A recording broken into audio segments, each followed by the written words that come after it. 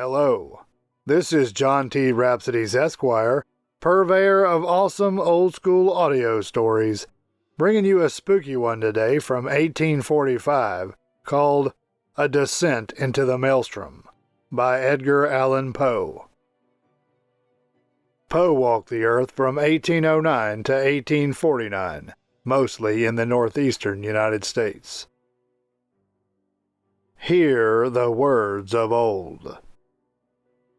A Descent into the Maelstrom, from 1845, by Edgar Allan Poe. The following quote begins the story from Joseph Glanville, an English clergyman, writer, and philosopher from the late 1600s. The ways of God in nature, as in providence, are not as our ways.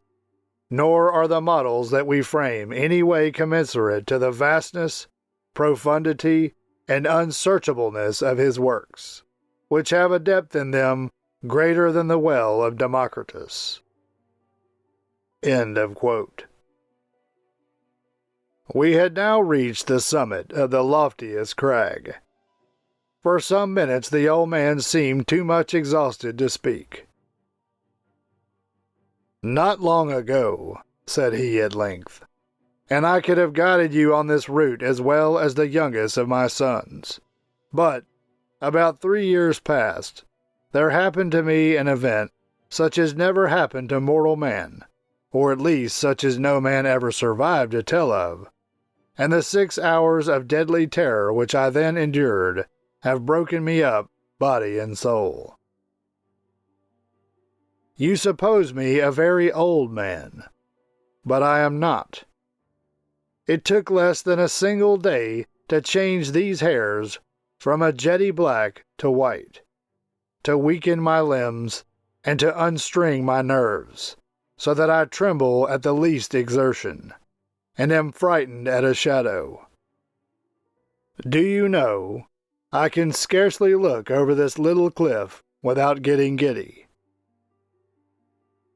The little cliff, upon whose edge he had so carelessly thrown himself down to rest that the weightier portion of his body hung over it, while he was only kept from falling by the tenure of his elbow on its extreme and slippery edge, this little cliff arose, a sheer unobstructed precipice of black shining rock, some 15 or 1600 feet from the world of crags beneath us.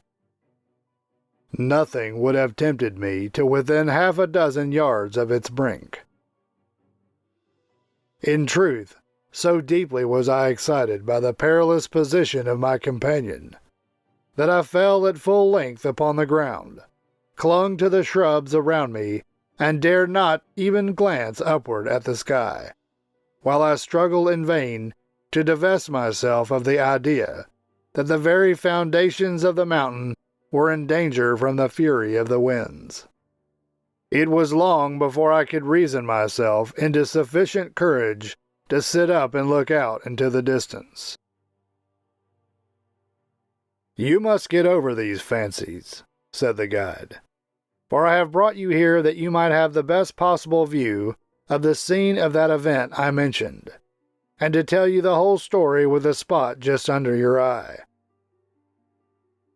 We are now," he continued, in that particularizing manner which distinguished him, "we are now close upon the Norwegian coast, in the 68th degree of latitude, in the great province of Nordland, and in the dreary district of Lofoden. The mountain upon whose top we sit is Helseggen the Cloudy. Now raise yourself up a little higher. Hold on to the grass if you feel giddy, just so, and look out, beyond the belt of vapor beneath us, into the sea." I looked dizzily, and beheld a wide expanse of ocean, whose waters wore so inky a hue as to bring at once to mind the Nubian geographer's account of the Mare Tenebrarum. A panorama more deplorably desolate no human imagination can conceive. To the right and left, as far as the eye could reach, there lay, outstretched, like ramparts of the world, lines of horridly black and beetling cliff, whose character of gloom was but the more forcibly illustrated by the surf which reared high up against its white and ghastly crest, howling and shrieking forever. Just opposite the promontory upon whose apex we were placed, and at a distance of some 5 or 6 miles out at sea, there was visible a small, bleak-looking island, or, more properly, its position was discernible through the wilderness of surge in which it was enveloped. About 2 miles nearer the land arose another of smaller size, hideously craggy and barren, and encompassed at various intervals by a cluster of dark rocks. The appearance of the ocean, in the space between the more distant island and the shore, had something very unusual about it, although, at the time, so strong a gale was blowing landward that a brig ship constantly plunged her whole hull out of sight.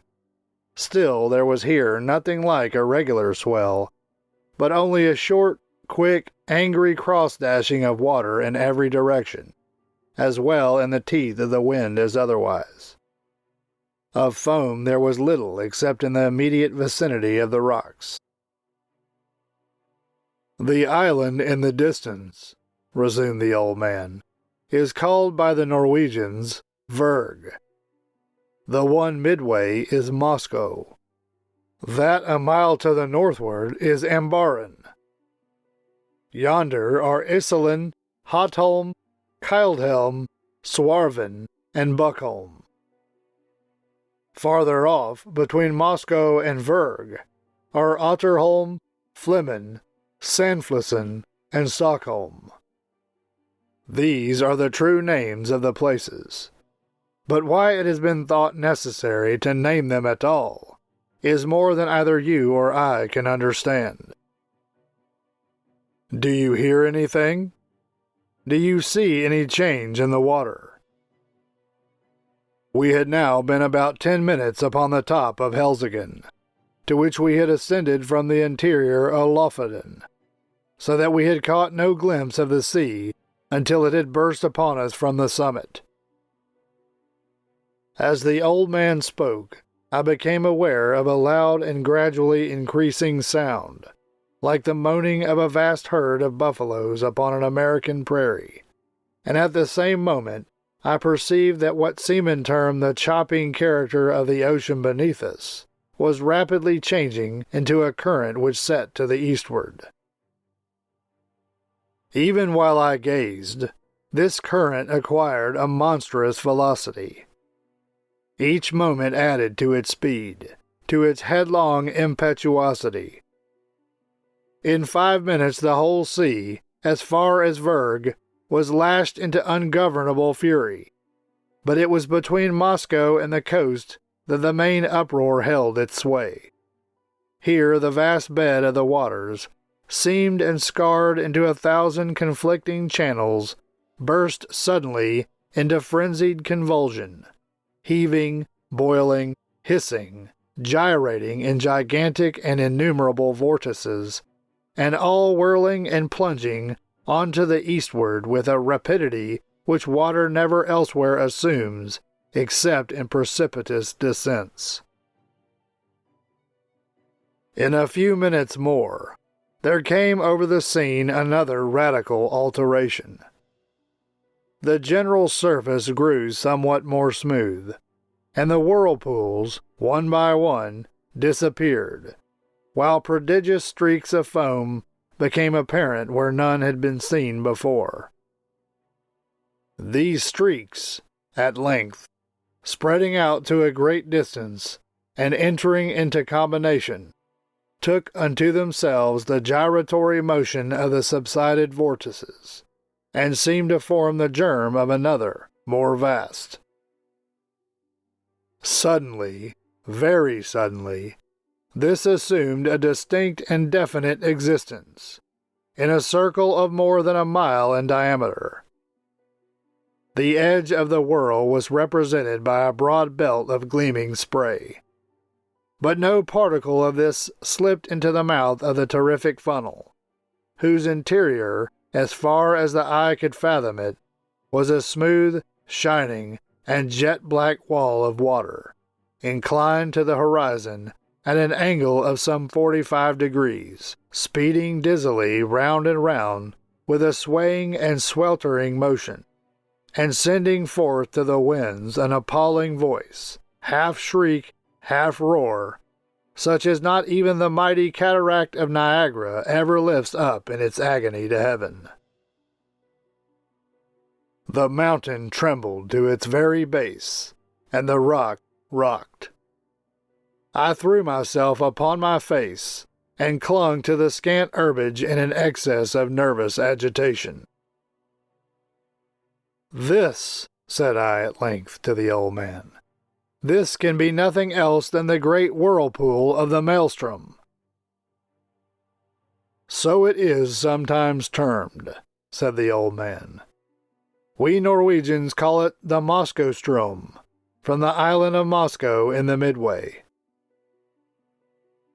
The ordinary accounts of this vortex had by no means prepared me for what I saw.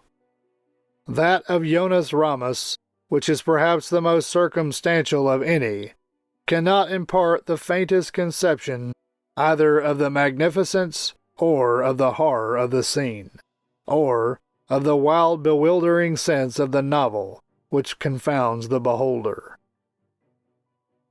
I am not sure from what point of view the writer in question surveyed it, nor at what time, but it could neither have been from the summit of Helseggen nor during a storm. There are some passages of his description, nevertheless, which may be quoted for their details, although their effect is exceedingly feeble in conveying an impression of the spectacle. "Between Lofoden and Moscow," Jonas Ramus says, "the depth of the water is between 36 and 40 fathoms. But on the other side, toward Vurrgh, this depth decreases so as not to afford a convenient passage for a vessel, without the risk of splitting on the rocks, which happens even in the calmest weather.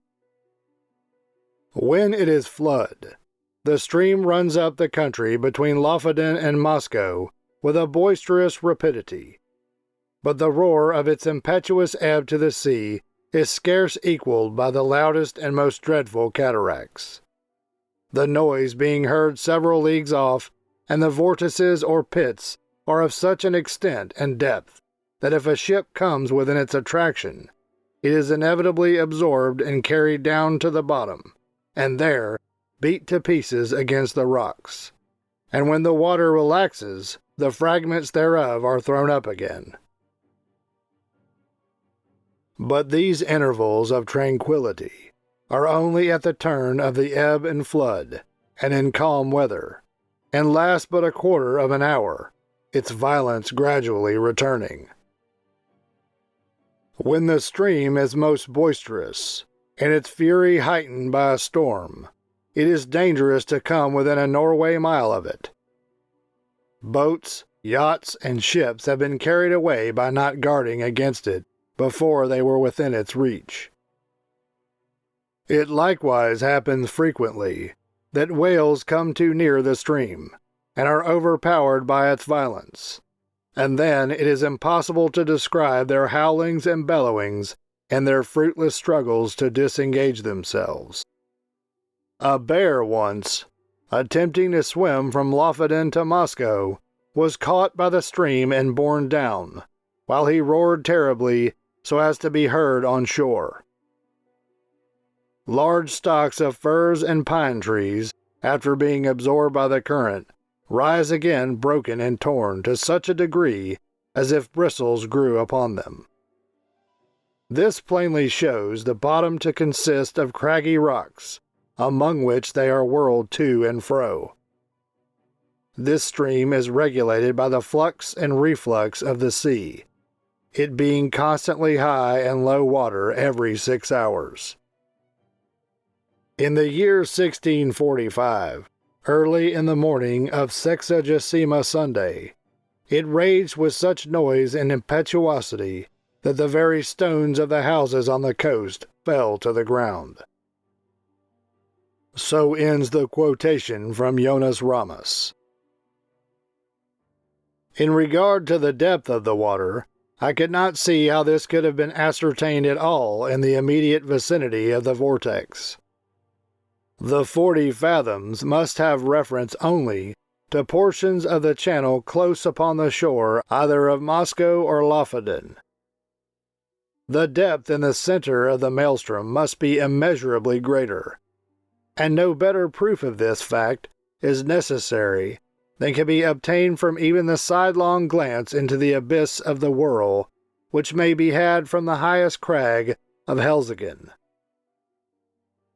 Looking down from this pinnacle upon the howling Phlegethon, or river of fire and Hades, below, I could not help smiling at the simplicity with which the honest Jonas Ramus records, as a matter difficult of belief, the anecdotes of the whales and the bears, for it appeared to me, in fact, a self-evident thing, that the largest ship of the line in existence, coming within the influence of that deadly attraction, could resist it as little as a feather the hurricane, and must disappear bodily at once. The attempts to account for the phenomenon, some of which I remember seemed to me sufficiently plausible in perusal, now wore a very different and unsatisfactory aspect.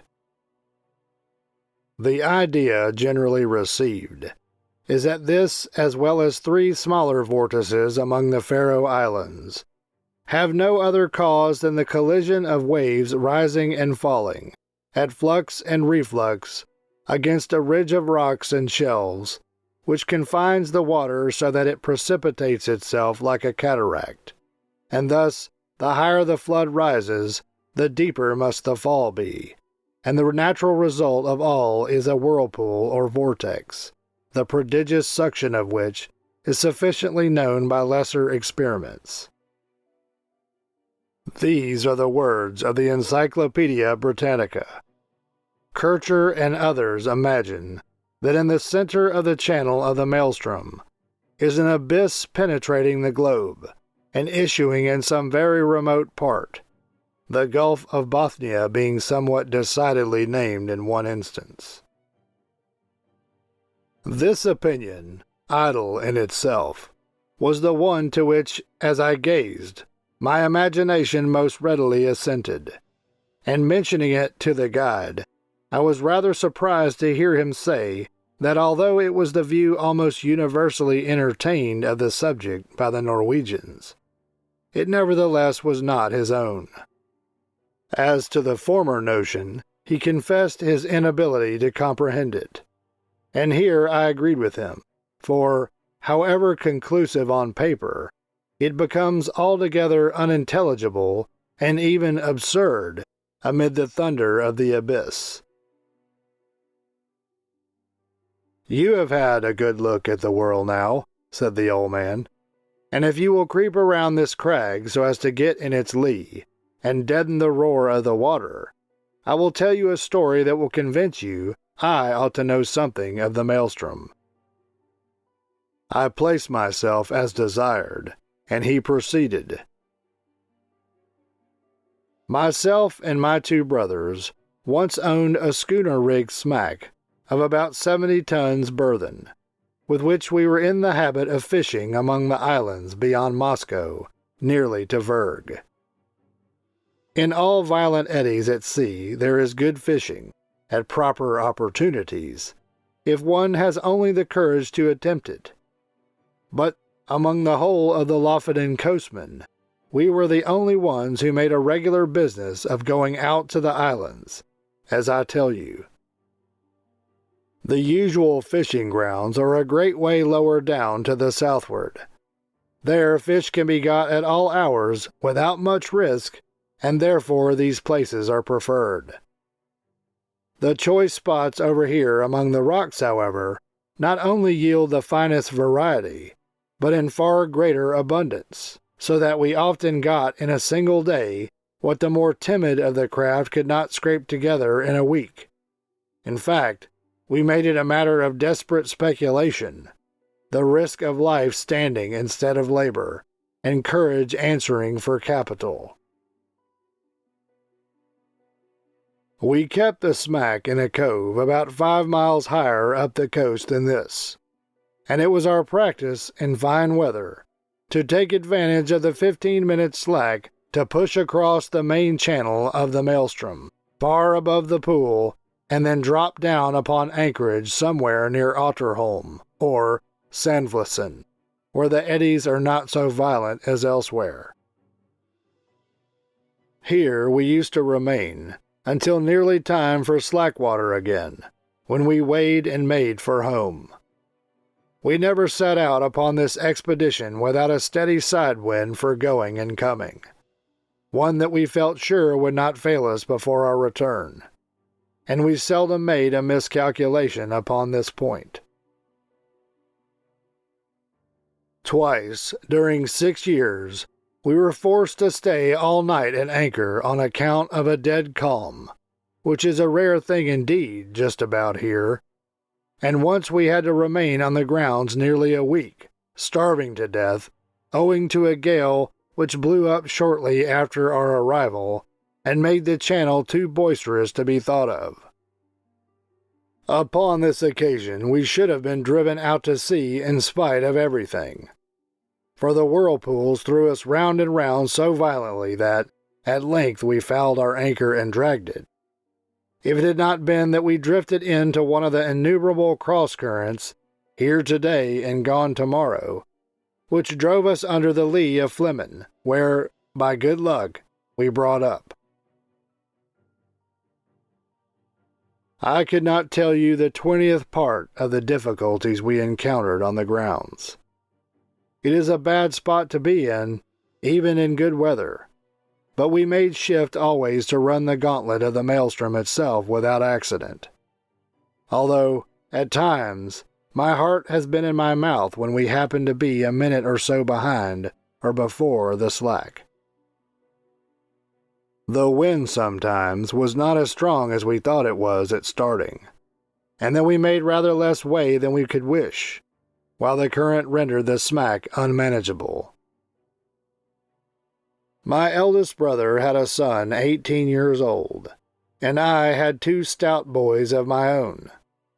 These would have been of great assistance at such times in using the sweeps, as well as afterward in fishing. But, somehow, although we ran the risks ourselves, we had not the heart to let the young ones get into the danger, for, after all is said and done, it was a horrible danger, and that is the truth. It is now within a few days of 3 years since what I am going to tell you occurred. It was on the 10th day of July, 18 so-and-so, a day which the people of this part of the world will never forget, for it was one in which blew the most terrible hurricane that ever came out of the heavens. And yet, all the morning, and indeed until late into the afternoon, there was a gentle and steady breeze from the southwest, while the sun shone brightly, so that the oldest seaman among us could not have foreseen what was to follow.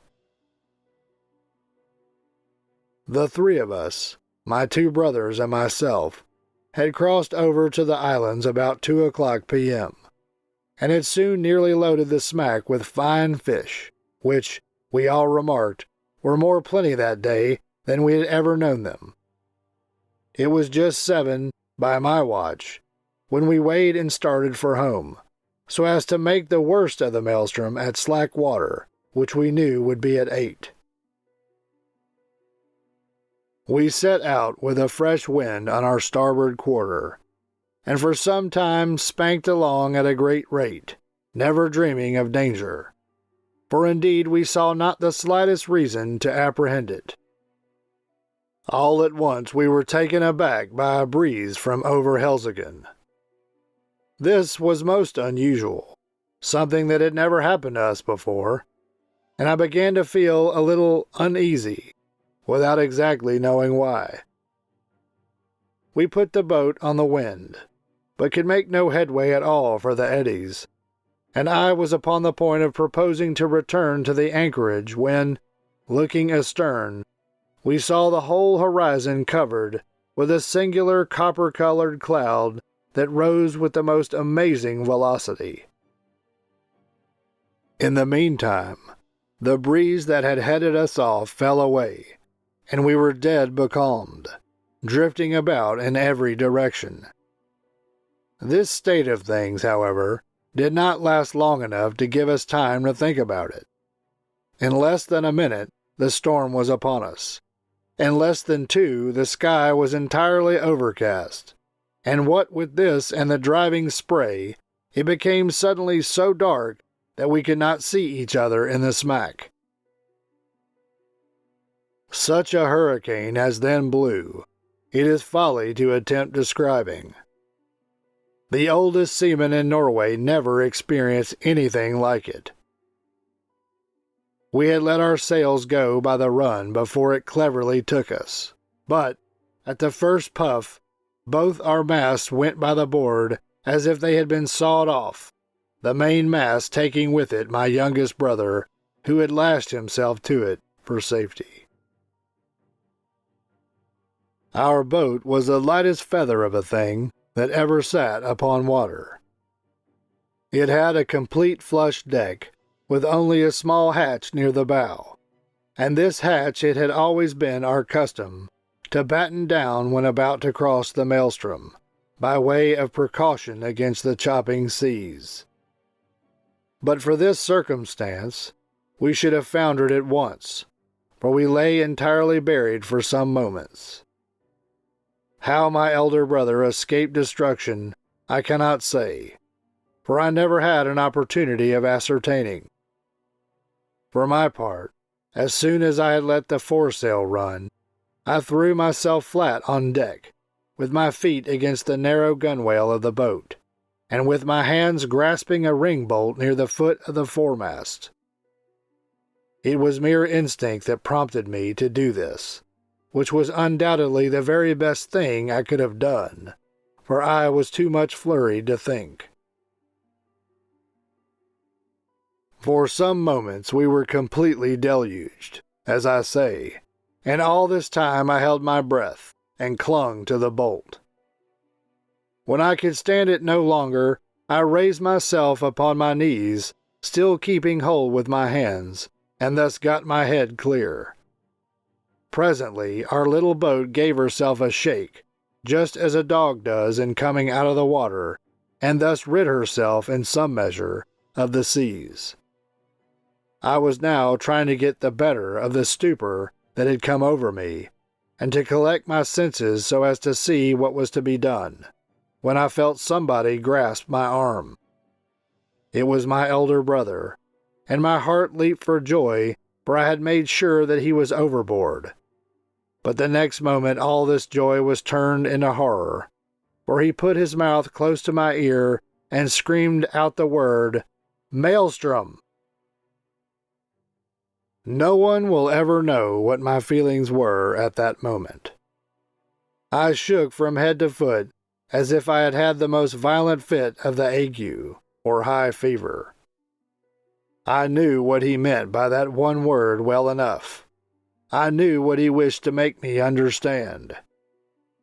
With the wind that now drove us on, we were bound for the whirl of the Maelstrom, and nothing could save us.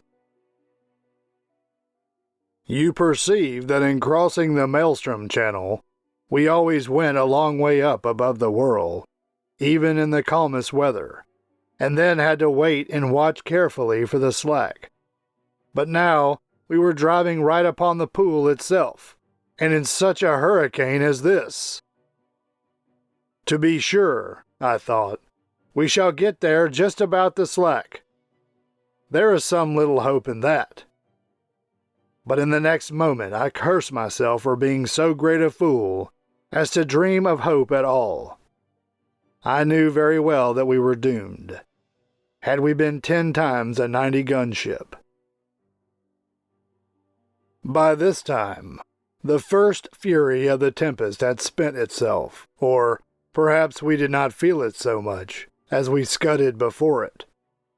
But at all events the seas, which at first had been kept down by the wind, and lay flat and frothing, now got up into absolute mountains. A singular change, too, had come over the heavens.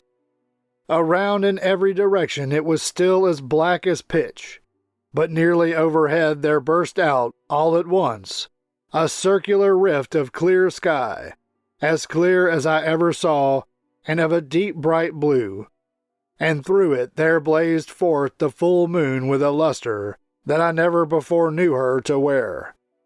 She lit up everything about us with the greatest distinctness, but, oh God, what a scene it was to light up!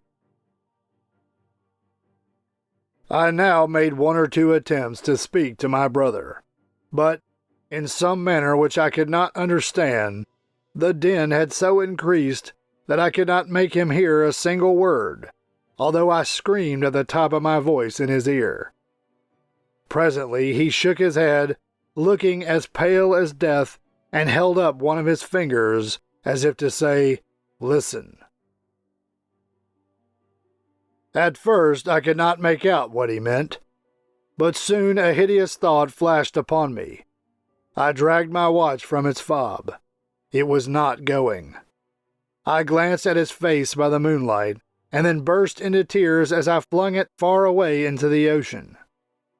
It had run down at 7 o'clock. We were behind the time of the slack, and the whirl of the Maelstrom was in full fury. When a boat is well built, properly trimmed, and not deep laden, the waves in a strong gale, when she is going large, seem always to slip from beneath her, which appears very strange to a landsman, and this is what is called riding in sea phrase. Well, so far we had ridden the swells very cleverly, but presently a gigantic sea happened to take us right under the counter, and bore us with it as it rose up, as if into the sky. I would not have believed that any wave could rise so high.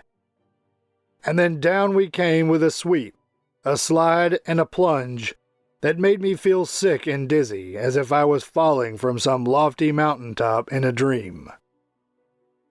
But while we were up, I had thrown a quick glance around, and that one glance was all sufficient. I saw our exact position in an instant. The Maelstrom whirlpool was about 1/4 of a mile dead ahead, but no more like the everyday Maelstrom than the whirl as you now see it is like a mill race. If I had not known where we were and what we had to expect, I should not have recognized the place at all. As it was, I involuntarily closed my eyes in horror. The lids clenched themselves together as if in a spasm. It could not have been more than 2 minutes afterward, until we suddenly felt the waves subside, and were enveloped in foam. The boat made a sharp half-turn to larboard, and then shot off in its new direction like a thunderbolt. At the same moment, the roaring noise of the water was completely drowned in a kind of shrill shriek, such as a sound as you might imagine given out by the waste pipes of many thousand steam vessels letting off their steam altogether. We were now in the belt of surf that always surrounds the whirl, and I thought, of course, that another moment would plunge us into the abyss down which we could only see indistinctly on account of the amazing velocity with which we were borne along. The boat did not seem to sink into the water at all, but to skim like an air bubble upon the surface of the surge. Her starboard side was next to the whirl, and on the larboard arose the world of ocean we had left. It stood like a huge writhing wall between us and the horizon. It may appear strange, but now, when we were in the very jaws of the gulf, I felt more composed than when we were only approaching it. Having made up my mind to hope no more, I got rid of a great deal of that terror which unmanned me at first. I suppose it was despair that strung my nerves.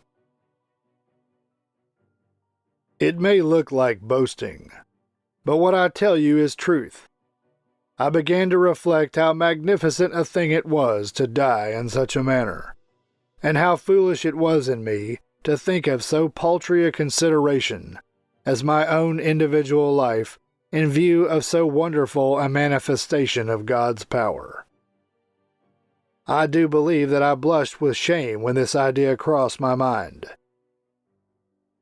After a little while, I became possessed with the keenest curiosity about the world itself. I positively felt a wish to explore its depths even at the sacrifice I was going to make. And my principal grief was that I should never be able to tell my old companions on shore about the mysteries I should see. These, no doubt, were singular fancies to occupy a man's mind in such extremity, and I have often thought since that the revolutions of the boat around the pool might have rendered me a little light-headed.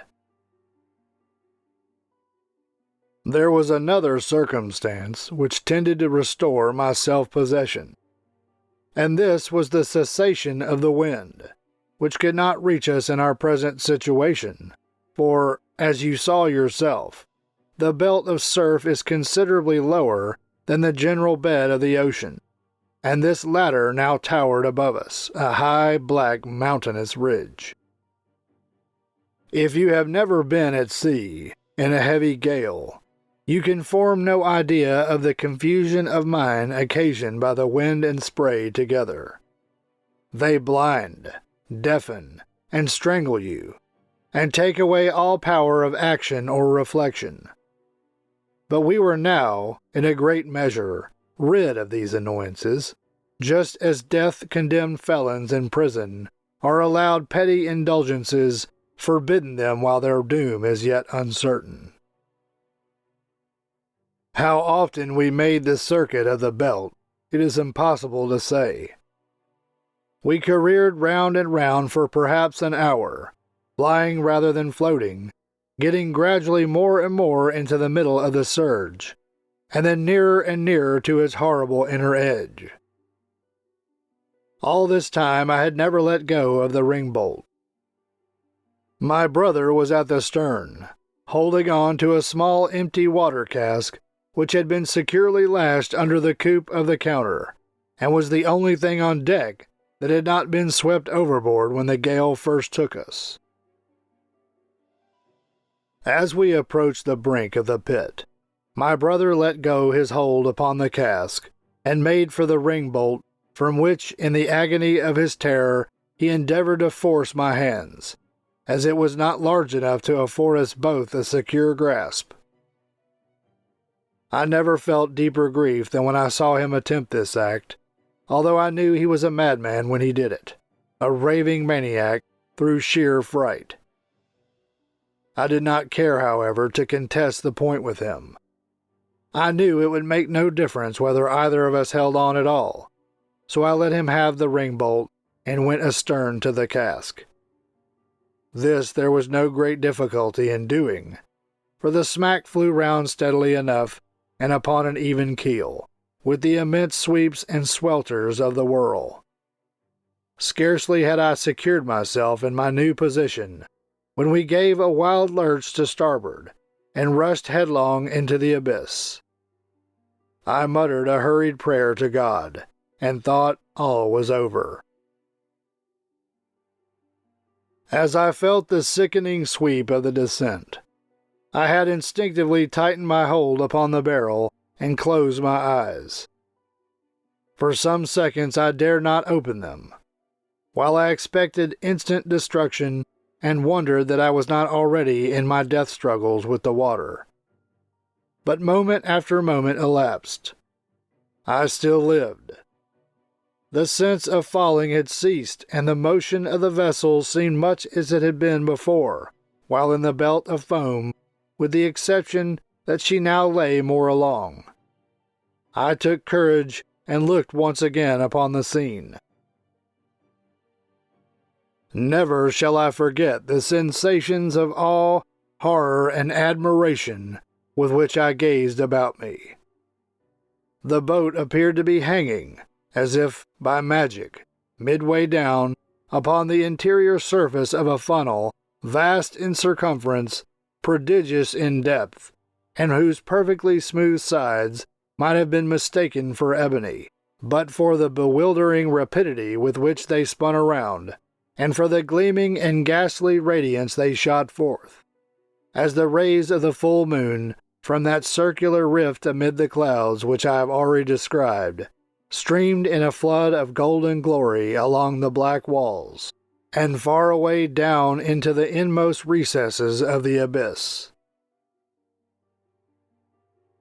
At first I was too much confused to observe anything accurately. The general burst of terrific grandeur was all that I beheld.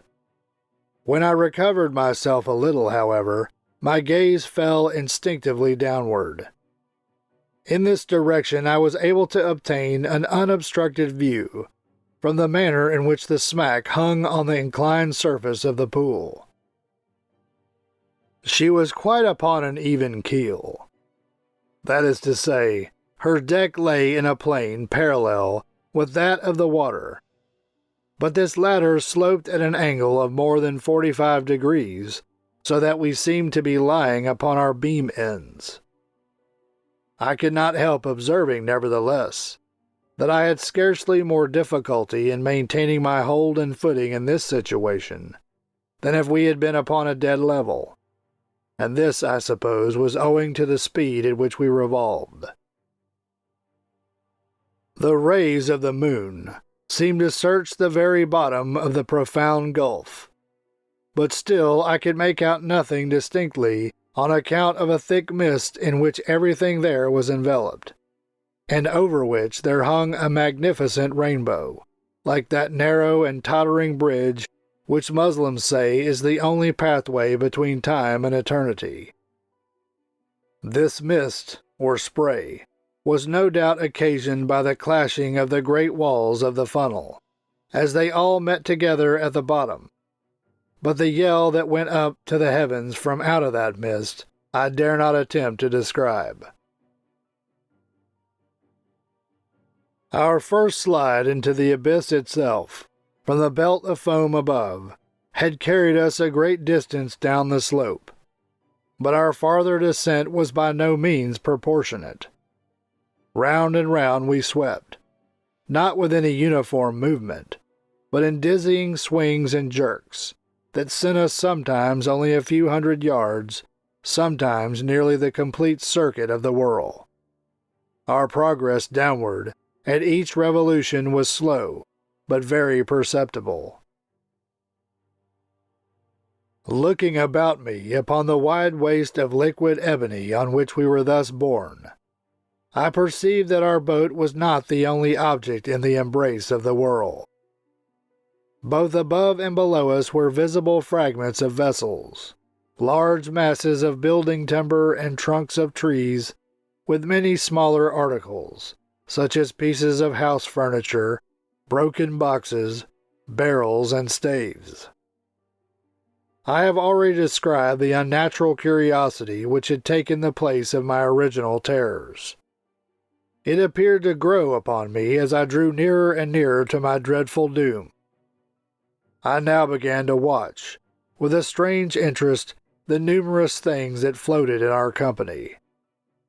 I must have been delirious, for I even sought amusement in speculating upon the relative velocities of their several descents toward the foam below. "This fir tree," I found myself at one time saying, "will certainly be the next thing that takes the awful plunge and disappears." And then I was disappointed to find that the wreck of a Dutch merchant ship overtook it and went down before. At length, after making several guesses of this nature, and being deceived in all, this fact, the fact of my invariable miscalculation, set me upon a train of reflection that made my limbs again tremble and my heart beat heavily once more. It was not a new terror that thus affected me, but the dawn of a more exciting hope. This hope arose partly from memory, and partly from present observation. I called to mind the great variety of buoyant matter that strewed the coast of Lofoden, having been absorbed and then thrown forth by the Maelstrom. By far the greater number of the articles were shattered in the most extraordinary way, so chafed and roughened as to have the appearance of being stuck full of splinters. But then I distinctly recollected that there were some of them which were not disfigured at all. Now I could not account for this difference, except by supposing that the roughened fragments were the only ones which had been completely absorbed, that the others had entered the whirl at so late a period of the tide, or, for some reason, had descended so slowly after entering, that they did not reach the bottom before the turn of the flood came, or of the ebb, as the case might be. I conceived it possible, in either instance, that they might thus be whirled up again to the level of the ocean, without undergoing the fate of those which had been drawn in more early, or absorbed more rapidly. I made, also, 3 important observations. The first was that, as a general rule, the larger the bodies were, the more rapid their descent. The second, that between 2 masses of equal extent, the one spherical and the other of any other shape, the superiority in speed of descent was with the sphere. The third, that between 2 masses of equal size, the one cylindrical and the other of any other shape, the cylinder was absorbed the more slowly. Since my escape, I have had several conversations on this subject with an old schoolmaster of the district, and it was from him that I learned the use of the words cylinder and sphere. He explained to me, although I have forgotten the explanation, how what I observed was, in fact, the natural consequence of the forms of the floating fragments, and showed me how it happened that a cylinder, swimming in a vortex, offered more resistance to its suction, and was drawn in with greater difficulty than an equally bulky body of any form whatever. There was one startling circumstance which went a great way in enforcing these observations, and rendering me anxious to turn them to account, and this was that, at every revolution, we passed something like a barrel, or else the yard or the mast of a vessel, while many of these things, which had been on our level when I first opened my eyes upon the wonders of the whirlpool, were now high up above us, and seemed to have moved but little from their original station. I no longer hesitated what to do.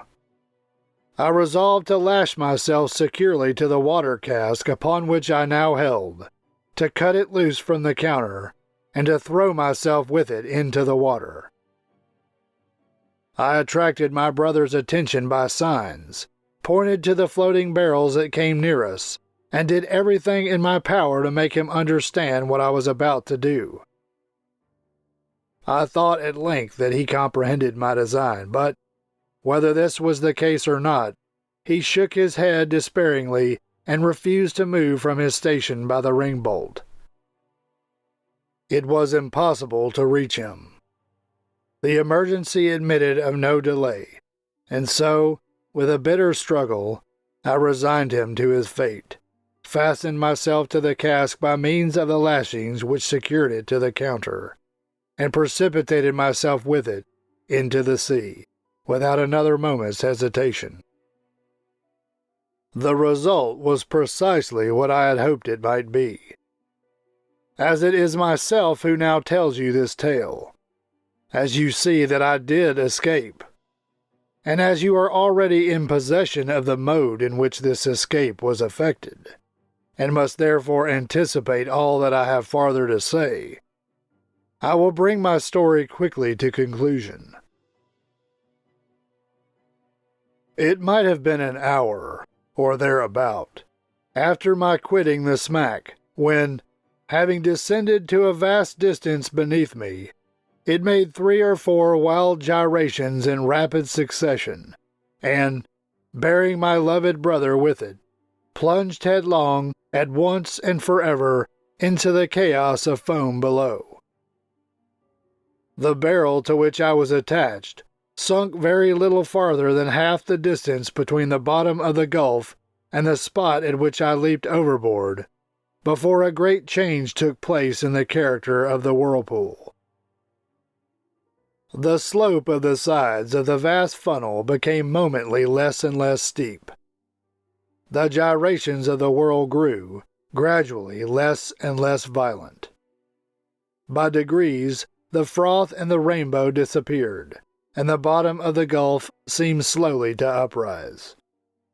The sky was clear, the winds had gone down, and the full moon was setting radiantly in the west, when I found myself on the surface of the ocean in full view of the shores of Lofoten and above the spot where the pool of the Maelstrom had been.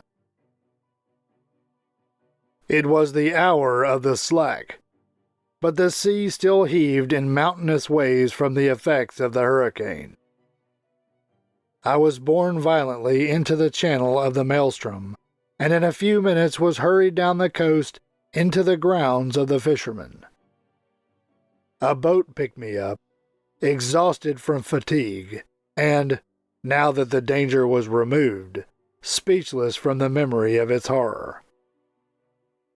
Those who drew me on board were my old mates and daily companions, but they knew me no more than they would have known a traveler from the spirit land. My hair, which had been raven black the day before, was as white as you see it now. They say, too, that the whole expression of my countenance had changed. I told them my story. They did not believe it. I now tell it to you, and I can scarcely expect you to put more faith in it than did the merry fishermen of Lofoten. And that concludes Edgar Allan Poe's 1845 adventure story called A Descent into the Maelstrom. This is John T. Rhapsodies, Esquire, purveyor of awesome old-school audio stories. Thank you for listening. You can find more stories like this in the channel's playlists. Find them by staying tuned for the last 20 seconds of this video and clicking on the end screen icons. You can also go to the channel homepage and click on the playlist tab. If you enjoyed this story and would like to hear more, please help me earn the warm embrace of Mr. and Mrs. YouTubes, who look with loving favor upon those channels whose listeners faithfully subscribe, like, comment, click the notification bell, and share the video with their friends so that they too can hear the words of old.